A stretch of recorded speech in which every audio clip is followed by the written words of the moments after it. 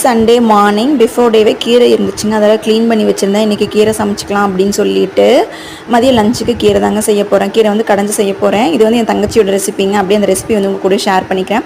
கீரை வந்து ஃபஸ்ட்டே க்ளீன் பண்ணிவிட்டு ஒரு 2-3 டைம் நல்லா வாஷ் பண்ணிக்கோங்க. மண்ணெல்லாம் இருந்துச்சு அப்படின்னா அது வந்து போயிடும். சின்ன வெங்காயம் வந்து ஒரு கைப்பிடி அளவு எடுத்து நல்லா தொளிச்சு வச்சுக்கலாங்க. தொளிச்சு ரவுண்ட் ரவுண்டாக கட் பண்ணிக்கலாங்க. கூட 2 பச்சை மிளகாய் ஆட் பண்ணிக்கலாங்க. ஒரு நீங்கள் சட்டி இருந்துச்சுன்னா அதை வச்சுக்கோங்க. இல்லைன்னா ஒரு பேனில் வந்து தண்ணி வந்து காய வச்சு அதில் ஜீரகம், சின்ன வெங்காயம், பச்சை மிளகாய் இதை போட்டு நல்லா கொதிக்க விடலாங்க. நல்லா உங்களுக்கு அந்த தண்ணி கொதிக்கும் போது அந்த வெங்காய வாசனை நல்லா வரணுங்க. அந்த மாதிரி வர்ற டைமில் நம்ம கீரை க்ளீன் பண்ணி வச்சுருக்க கீரையும் அதுக்குள்ளே போட்டு கொஞ்சம் மஞ்சத்தூள் போட்டு நல்லா வதக்கி விட்டுக்கலாங்க. உப்பு இப்போ ஆட் பண்ண வேண்டாங்க, கடைசியாக ஆட் பண்ணிக்கலாங்க. இப்போ கீரை நல்லா வதங்கினதுக்கப்புறமா அடுப்பு ஆஃப் பண்ணிவிட்டு உப்பு ஆட் பண்ணிக்கலாங்க. கூட கொஞ்சம் தேங்காய் எண்ணெய் ஆட் பண்ணிவிட்டு உங்கள்கிட்ட பருப்பு மத்து இருக்குது அப்படின்னா அதை வச்சு கடைஞ்சிக்கோங்க. அப்படி இல்லைன்னா மிக்சியில் போட்டு சும்மா ஜஸ்ட் ஒரு பல்ஸ் விட்டு எடுத்துட்டிங்க அப்படின்னா சூப்பரான கீரை கடைசல் வந்து ரெடி ஆயிருங்க. மதியம் லஞ்ச் கூடவே சைட் பை சைடு வந்து மார்னிங் பிரேக்ஃபாஸ்ட் வரைக்கும் ரெடி பண்ணியாச்சுங்க.